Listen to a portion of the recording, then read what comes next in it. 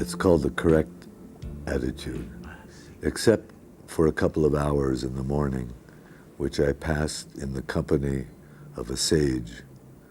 I stayed in bed without food, only a few mouthfuls of water. "You are a fine-looking old man," I said to myself in the mirror. "And what is more, you have the correct attitude. You don't care if it ends or if it goes on. And as for women and music, there will be plenty of that in paradise." Then I went to the Mosque of Memory to express my gratitude. Haven't read that since I wrote it. Is that true, or is it? It's just a joke, you know. It's all just a joke. But do you have the correct attitude? Do you care if it ends or if it goes on?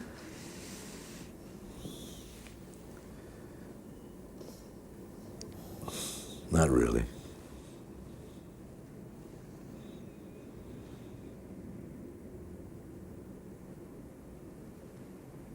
Do you? Sometimes I don't.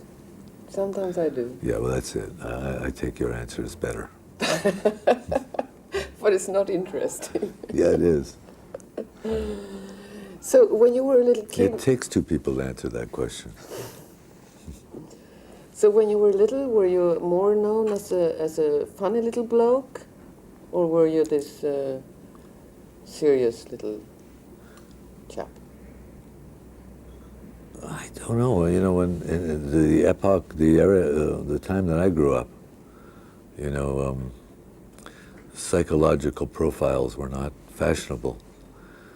You know, you just followed orders, more or less, and whatever you could do on the sly, you did. But you know, it was a pretty disciplined kind of existence when I was a kid. There wasn't the kind of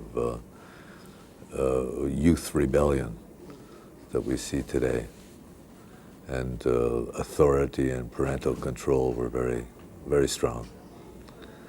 And nobody cared what your inner condition was, you know, as long as your shoes were beneath your, underneath your bed, you know, in the right way. Yeah. No, we didn't, and we weren't close to our parents. We didn't really discuss our inner condition with our parents. It was very, very, very wise kind of upbringing. It didn't invite self-indulgence. But you learned discipline. Oh, it was, you learned good manners, you know, which is better than discipline. And your dog? My dog? Oh, you know, I'm very happy these days because my daughter, who lives in the same house as I do, she has 2 dogs. And I love dogs, and she's brought 2 dogs into my life. It's really wonderful. And I play with them every day and teach them tricks. What kind of dogs? Mutts, just street dogs. She got them from the pound, you know. Did you have a dog when you were little? Yes, I had a Scottish Terrier. His name was, my mother named him Tovarich, comrade. We called him Tinky. And yes, a very, I guess, the closest being to me during my childhood. The dog would sleep under my bed and follow me to school and wait for me. So that was a great sense of companionship. Because you sometimes write about a dog. Well, I have his picture on my dresser in Los Angeles. We loved that dog, you know. My sister gave me his picture framed as a present. And what happened when he died? He died when he was about 13 years old, which is quite old for a dog, and he just asked to go out one night. You know how a dog will just go and stand beside the door. So we opened the door, it was a winter night, And he walked out, and we never saw him again. And it was very distressing. You know, I put ads in the newspaper, and people would say, yes, we have found a Scotty. You know, you'd drive 50 miles, and it wouldn't be your Scotty. And we only found him in the springtime when the snow melted, and the smell came from under the neighbor's porch. He had just gone outside and gone under the neighbor's porch to die. There's some kind of charity to his owners, you know. Sorrows of the elderly. The old are kind, but the young are hot. Love may be blind, but desire is not. Sorrows of the elderly. Can you explain it? Oh, it's just a joke on us. On the elderly? On the elderly. I asked a couple of my female friends to help me with questions to you, and they all had the same question. What is the question? Ask him if he wants to make love to me. I'm not so active in this front anymore, but I suppose I could make an exception. So I told them that. I was a bit surprised, actually, because, I mean, now for the last, since '93, you've been so much into the spiritual world. When I talked to you last, we talked a lot about very serious spiritual matters. But it seems that you still come across as the ladies' man. Oh, yeah. It's a curious reputation. Very inaccurate. I have, there are a lot of women in my life, certainly. Somehow I appreciate the competence of women. I like the way women work. So I find myself working with a woman engineer and a woman co-writer. My manager is a woman. In what way do they differ from men, their way of working?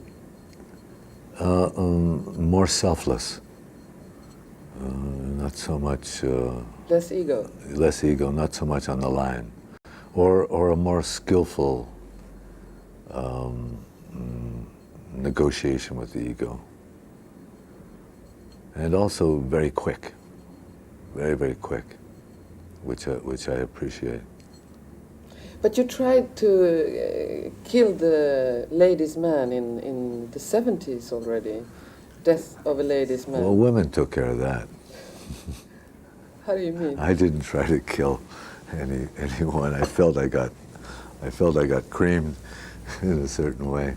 But everybody has that feeling of the disaster of the heart, because nobody masters the heart, and nobody's a real ladies' man or a love gangster. I mean, nobody really gets a handle on that.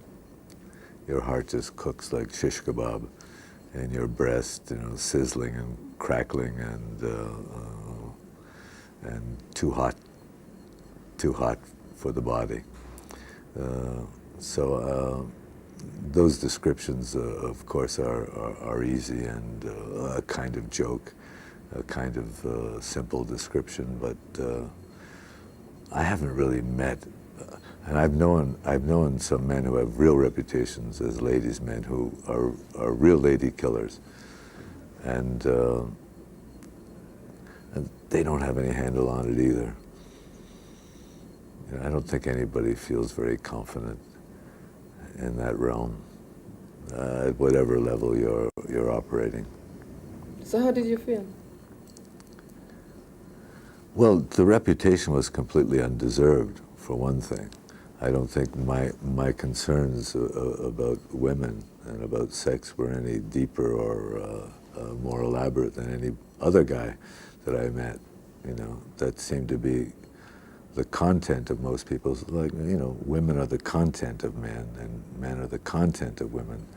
So everybody's involved in this enterprise with everything they've got, and most hanging on by the skin of their teeth. And as I say, nobody masters the situation, especially if it really touches the heart. Then one is in a condition of anxiety most of the time. And even the great ladies' men that I've bumped into, and I've met some real ones, and I'm not in their league, you know, the sense of anxiety about the conquest is still very much there. Because in any case, the woman chooses. How? I think the woman chooses. It's been told to me that the woman chooses, and she decides within seconds of meeting the man whether or not she's going to give herself to him.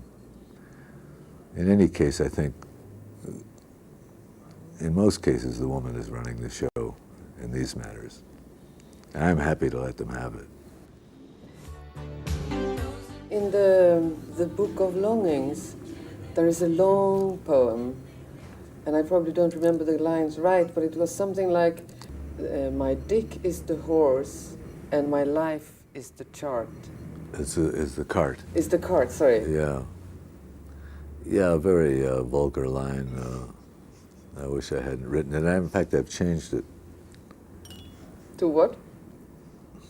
I don't remember what I changed it to now, because I've had a growing sense of dissatisfaction with that poem. I must remove it from the site, or at least it needs more work.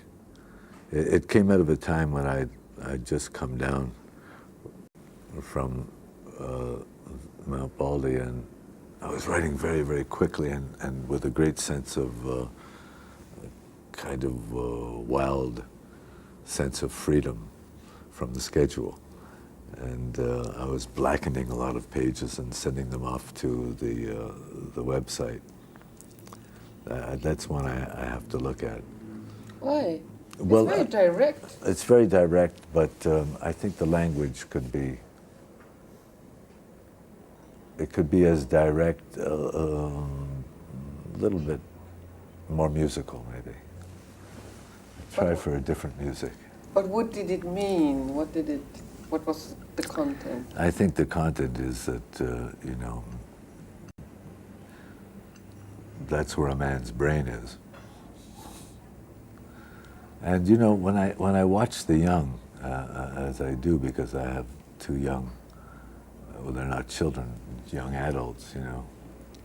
I remember going to a party that my son invited me to, you know.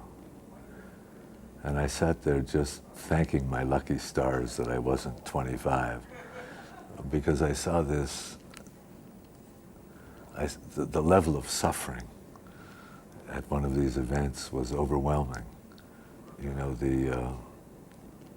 the mutual displays of attraction, you know, the effort that had gone into each personal presentation, the expectations, the disappointments. It seemed to be one of the circles of hell that I was pleased not to be in.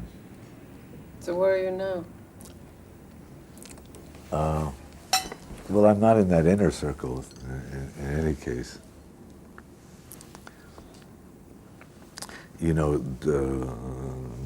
nothing's over till it's over, but, you know, I find myself in a graceful moment, more or less relaxed. So you can really experience a big difference in how you tackle things now compared to earlier. Well, I read somewhere that as you get older, the brain cells associated with anxiety begin to die. Oh, so that's why I feel so much better. Of course, you know. I think you know, if that's true, in any case, in my case, it seems to be true. You know, you can just take it all a little more lightly. It's also very common that when you grow a little older, you start thinking more about your childhood, and a lot of people want to get back to their roots. And you were born a Jew. Did you at all experience this? I don't have those feelings. I think you get very interested in your children as you get older, and very touched by their lives. So the depressions that you suffered from very much in your earlier days? They've lifted. They've lifted completely. So aging is quite nice? In my case, it's been a great blessing. But there must be some hard part of it. Well, I think the collapse of the body is an aspect to it, and I'm not in old age, you know. I think I'm in that good period, you know, before the onset of the diseases that eventually kill you. I think it was Tennessee Williams said, life is a fairly well-written play, except for the third act. It's a very bad third act. But for you, it was the best so far. Well, you know, just beginning the third act is fine. I don't know how the third act will unfold, but it doesn't unfold very well for anybody. No. So I'm probably in you know, the most graceful period that I've ever experienced, you know, before the onset of these unpleasant destruction of the body, which is inevitable. Do you think there is a big difference between aging for a man and for a woman? Women say it is. Most of the women I talk to about it say, you know, you're lucky, you know, we're finished at whatever it is. But I know a lot of women my age, and who are also dealing with it very gracefully and very gratefully. You know, a lot of people, men and women, are just relieved that a certain aspect to the struggle is over. And which aspect is this? Mating, courting, marriage, you know, or the ceaseless search for a companion. You know, finally, one senses that one is alone, and that it's not that bad. In fact, it even may be sweet. For Janis Joplin, the Chelsea Hotel.